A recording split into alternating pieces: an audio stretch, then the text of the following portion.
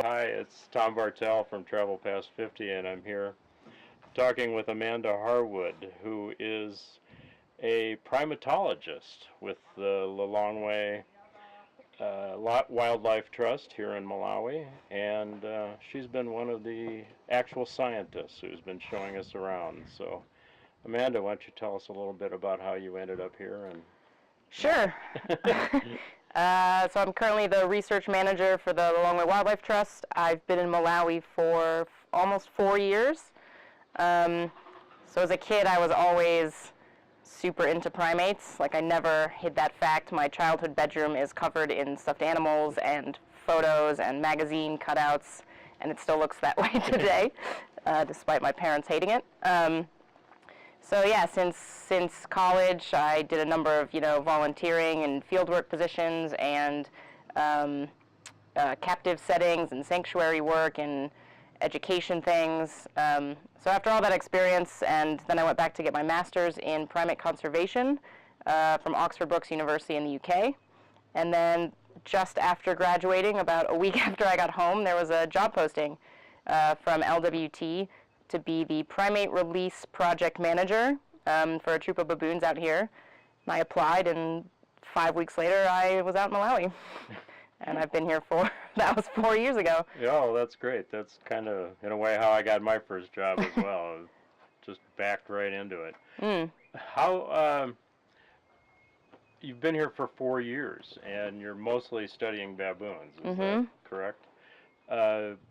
Tell us a couple of interesting facts about baboons. I was unprepared. Interesting facts about baboons. Crap. I can cut this and fill it in. Fine. Good. Now I got to think about some interesting facts. I used to have one on ready for this question.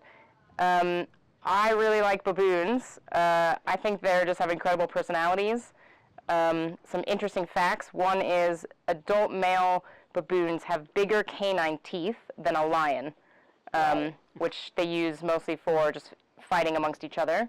They don't really kill too many things or try to kill each other, but their teeth are absolutely massive, and they're so cool.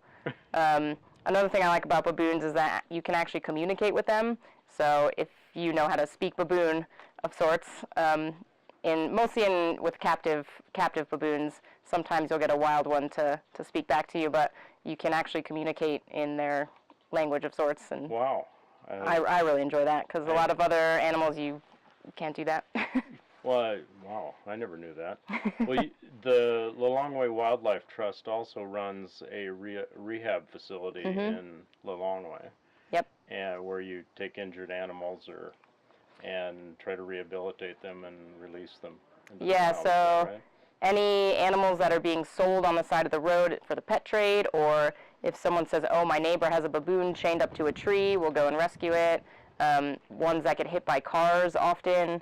Some just get injured. Some people shoot, some vervets or baboons that might be cooperating, and they'll have their infants kind of left behind or can't keep up with the troop, and people will call in, oh, this monkey was abandoned, of sorts.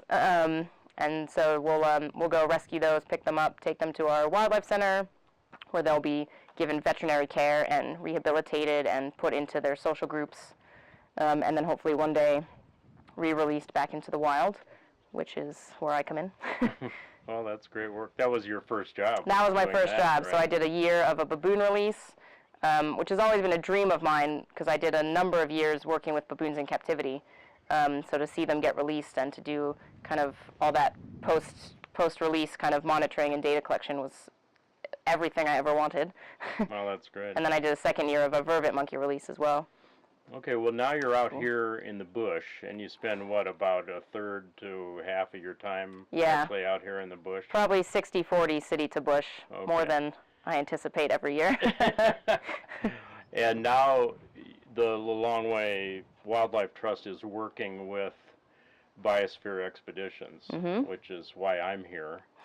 And Biosphere is kind of known for what they call citizen science, where they bring people like me out here who don't know very much, and we kind of become your assistants for a while. So Why don't you tell me about that and whether or not you think it's a good deal or not?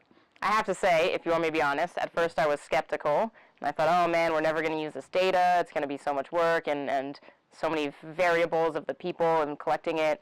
So I was like, it's just going to be 2 months of not collecting data, whatever, we'll just do it. And after even the first group, even the first few days, I was like, oh no, this is actually really great. It's hard to go wrong when you're kind of driving or walking and counting hippos and animals. You see one and you count it. So it's actually it's good research because it's hard to mess up.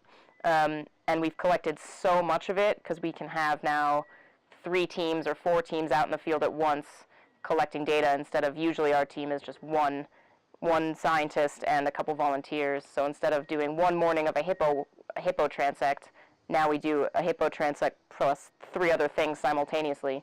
So I think the data has actually been really good, and it's the perfect time of year for it in the dry season where we get more and more sightings. So to have so many people on hand to help out, I think it's been awesome. I'm looking forward to more next year already. All right. Well, that's terrific. Yeah, I've been surprised by it, so it's been good. This is the first year here in Malawi, is that correct? First time. Okay. Inaugural expeditions. All right. Well, I have to say, I've been amazed at the organization about how well it's been organized, and what's particularly been gratifying to me is the enthusiasm that you and your fellow scientists show. That you guys just seem to really just get a huge kick out of every day. Oh boy, I get to play with monkeys. Yeah. Or hippos or elephants or whatever it is. I mean, we wouldn't be here if we didn't go nuts over every little piece of it. Most of it's almost volunteering or getting paid very little, a stipend and stuff. So yeah, if we weren't passionate, we wouldn't be here. And sometimes I forget. It's nice to have new people and kind of untrained citizen scientists as well to remind me that this is pretty cool. 100 elephants came by today. Usually I'd be like, oh, okay. But now I'm like, oh yeah, this is actually awesome. Yeah. And I will agree with that. The first day we were here, when 100 elephants showed up basically on our front yard, that was pretty cool. We scheduled that as well. That was very considerate of you. I really like that. That's how organized we are. Good for the tourists. Describe a little bit in detail the research that you did with us yesterday, for example, when we went out and observed baboons. Okay, yeah. So we found a wild troop of baboons. There are a couple around here close by to our camp that we can easily find and follow because they're a bit more habituated and used to people.